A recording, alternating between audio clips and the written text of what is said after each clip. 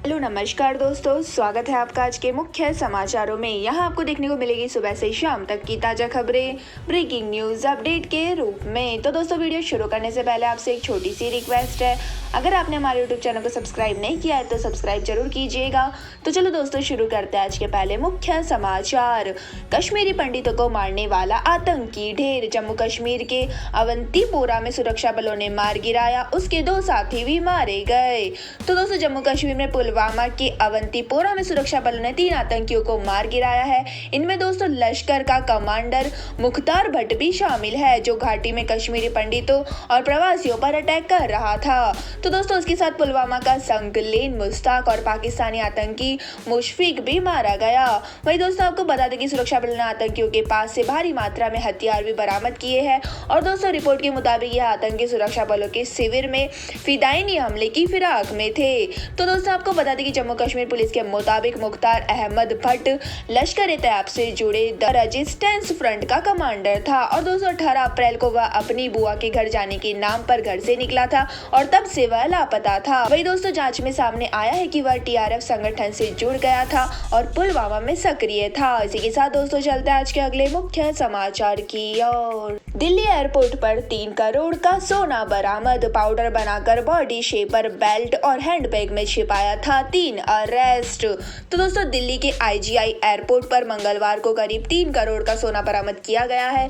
तो दोस्तों, इस मामले में 3 लोगों को अरेस्ट किया गया है। और दोस्तों, यह कस्टम अधिकारियों से बेचने के लिए सोना पाउडर बनाकर शरीर और हैंडबैग में छिपा कर ले जा रहे थे। तो दोस्तों, सोने की कीमत 2.96 करोड़ रुपए की जा रही है। और दोस्तों, पुलिस का कहना है कि पकड़े गए लोगों से पूछताछ की जा रही है। वही दोस्तों, इससे पहले दिल्ली एयरपोर्ट पर 27 अक्टूबर को 7.5 किलो सोना बरामद हुआ था, जिसकी कीमत करीब 3.5 करोड़ रुपए आकी गई थी। और दोस्तों, रिपोर्ट के मुताबिक किर्गिस्तान की महिला ने अपनी ड्रेस में सोने की 4 ईंटें छिपा रखी थी और टर्मिनल से बाहर निकलते समय तलाशी के दौरान कस्टम विभाग ने उसके पास से ईंटें जब्त कर ली। वही दोस्तों, पिछले महीने ही इंदिरा गांधी इंटरनेशनल एयरपोर्ट पर भी एक शख्स के पास से 7 घड़ियां बरामद हुई थी और इन घड़ियों की कीमत 28 करोड़ 17,97,000 रुपए से ज्यादा थी। इसी के साथ दोस्तों, चलते हैं आज के अगले मुख्य समाचार की ओर। भारत चीन सरहद पर जवानों को मिलेगी नई ट्रेनिंग। इजराइल की मार्शल आर्ट और जापानी आइकिडो सिखाई जाएगी।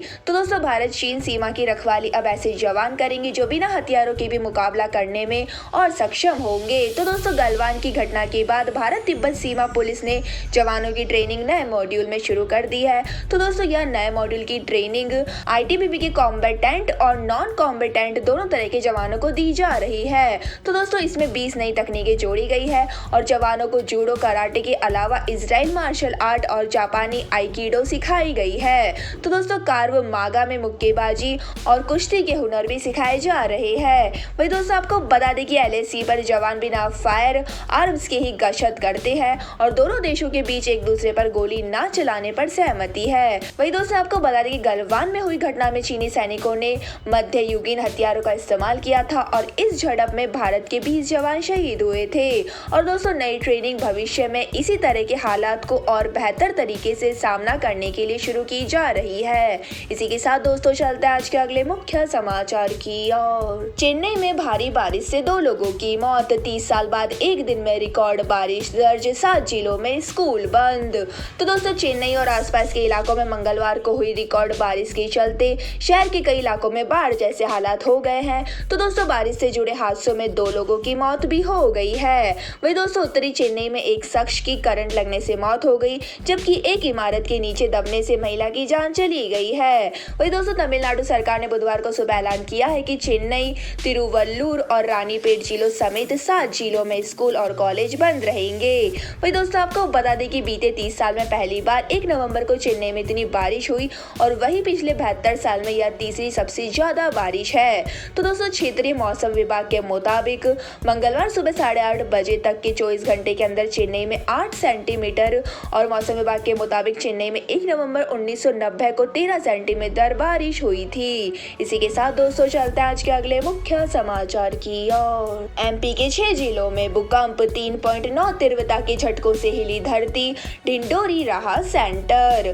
तो दोस्तों, मध्य प्रदेश के 6 जिलों में भूकंप के झटके से महसूस हुए हैं। तो दोस्तों, इनमें डिंडोरी, जबलपुर, मंडला, अनूपपुर और बालाघाट और उमरिया जिला शामिल है। तो दोस्तों भूकंप का केंद्र डिंडोरी रहा और यहाँ सुबह 8:43 पर धरती हिलने पर लोग डर गए। तो दोस्तों झटके लगने से कई लोग घरों से निकलकर बाहर आ गए और रिएक्टर स्केल पर भूकंप की तीव्रता 3.9 आंकी गई है।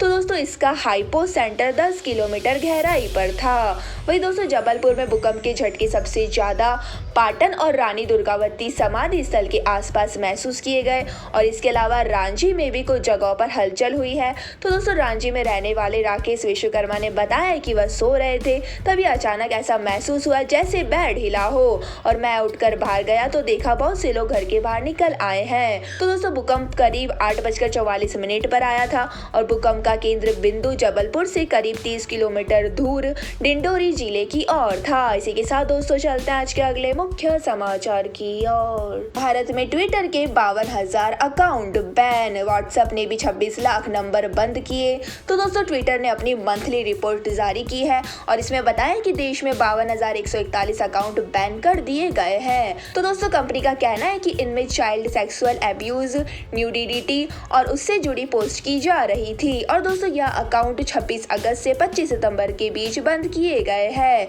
तो दोस्तों रिपोर्ट के मुताबिक आपको बता दें कि ट्विटर ने आतंकवाद का सपोर्ट करने वाले 1982 अकाउंट पर भी एक्शन लिया है और दूसरी तरफ मेटा ने देश में 26 लाख व्हाट्सएप नंबर भी बंद कर दिए हैं। तो दोस्तों कंपनी ने यह फैसला आईटी रूल्स 2021 के तहत उठाया है। तो दोस्तों ट्विटर की तरफ से एक जारी रिपोर्ट में यह भी कहा गया है कि उसे यूजर्स की ओर से 157 शिकायतें मिली थी। इनमें ट्विटर अकाउंट सस्पेंशन की मांग हुई थी और कंपनी ने बताया है कि इन सभी को रिसॉल्व कर दिया गया है और इसके अलावा जरूरी रिस्पांस यूजर्स को भेज दिए गए हैं।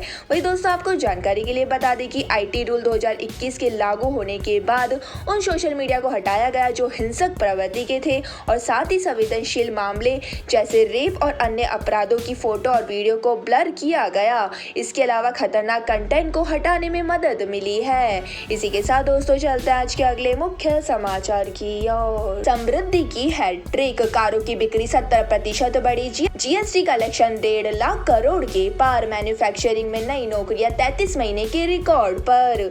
तो दोस्तों अक्टूबर का त्योहारी सीजन देश की आर्थिक सेहत के लिए शुभ संकेत लेकर आया है। तो दोस्तों 1 अक्टूबर में जीएसटी कलेक्शन 16.6% बढ़कर 1.52 लाख करोड़ रुपए हो गया है और दोस्तों यह अब तक का दूसरा सबसे बड़ा आंकड़ा है। इससे पहले अप्रैल 22 में 1.68 लाख करोड़ रुपए का रिकॉर्ड कलेक्शन हुआ था। वही दोस्तों वाहनों की कुल खुदरा बिक्री में बीते साल नवरात्रि की तुलना में 57% का इजाफा हुआ है और दोस्तों इनमें कारों की बिक्री सर्वाधिक 70% बढ़ी है। तीसरा दोस्तों मैन्युफैक्चरिंग सेक्टर में कंपनियों द्वारा नई नौकरियां देने की रफ्तार 33 महीने के उच्चतम स्तर पर पहुंच गई है और दोस्तों एशिया में सिर्फ भारत में मैन्युफैक्चरिंग ही बढ़ी है।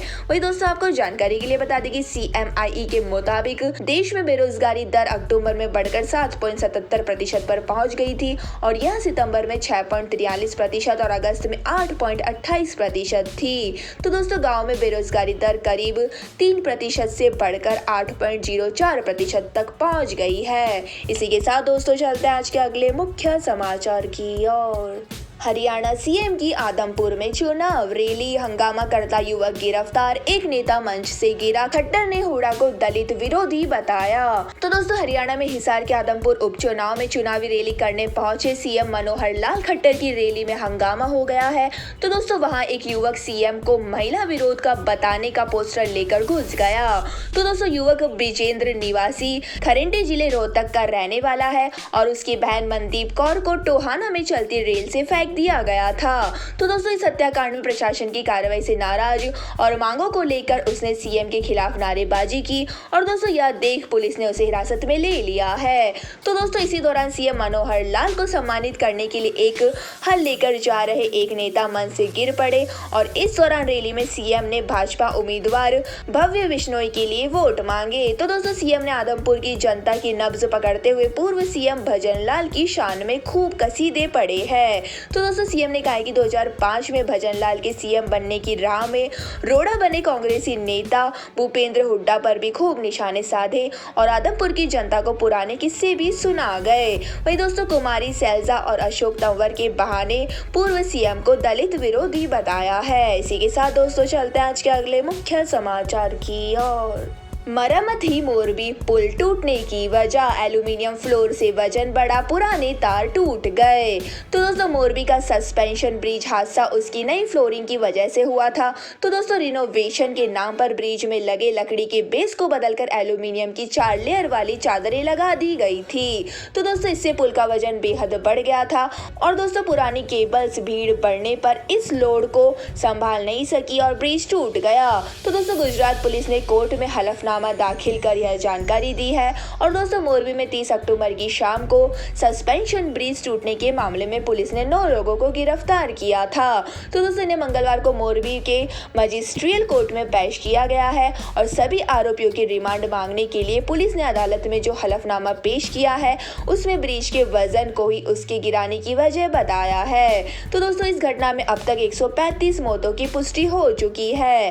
वही दोस्तों आपको बता दें कि सरकारी वकील पंचाल ने बताया कि फॉरेंसिक साइंस लैब की जांच में पता चला है कि जिन 4 केबलों पर ब्रिज टिका था 6 महीने की मरम्मत के दौरान उन्हें नहीं बदला गया था और दोस्तों फॉरेंसिक एक्सपर्ट के मुताबिक बेहद पुरानी हो चुकी केबलें नई फ्लोरिंग समेत लोगों का भार नहीं सह सकी और ज्यादा वजन से केबलें टूट गई। तो दोस्तों यह थे हमारे आज के मुख्य समाचार। हमारी वीडियो को ज्यादा से ज्यादा लाइक करें, शेयर करें और हमें कमेंट करके जरूर बताइए कि आपको हमारी वीडियो कैसी लगती है। धन्यवाद। जय हिंद।